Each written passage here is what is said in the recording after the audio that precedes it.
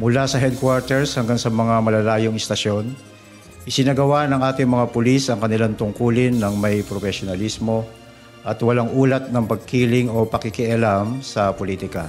Hindi nagkulang ang Philippine National Police sa kanilang trabaho sa pagpapatupad ng seguridad sa halalan.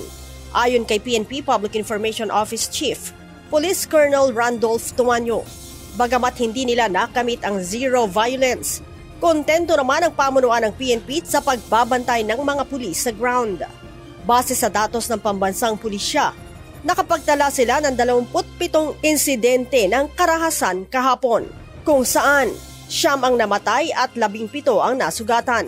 Pinakamaraming nangyari sa Bangsamoro Autonomous Region in Muslim Mindanao o BARM na umabot sa 14, kabilang ang shooting incidents, explosions o mga pagsabog, ambush at iba pa. Sa naturang mga insidente, 5 din ang naitalang namatay at 4 ang nasugatan. Mga datos na ito ay mga datos lamang upang maging gabay o guideline po ng Philippine National Police sa pagpapatupad po ng mga elections preparations.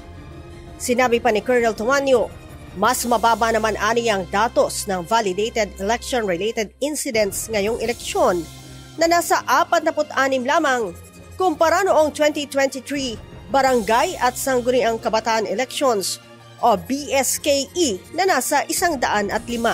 This year's polls were notably more peaceful compared to previous elections, with only a few election-related incidents or ERIs reported in areas such as the Bangsamoro Autonomous Region in Muslim Mindanao o BARM and Abra. Nonetheless, these incidents were isolated and no failure or postponement of elections was recorded anywhere in the country.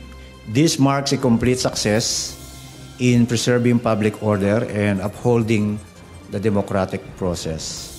Tiniyak din ng PNP na masasampahan ng kaso ang mga suspect, kabilang ang mga nahuli sa vote buying at paglabag sa money at liquor ban. Investigations continue on alleged violations, including vote buying and liquor ban infractions, and we assure the public that all offenders will be held accountable in accordance with the law. Sa kabila ng pagtatapos ng botohan kahapon, mananatili naman sa full alert status ang buong hanay ng pambansang pulisya hanggang sa matapos ang bilangan.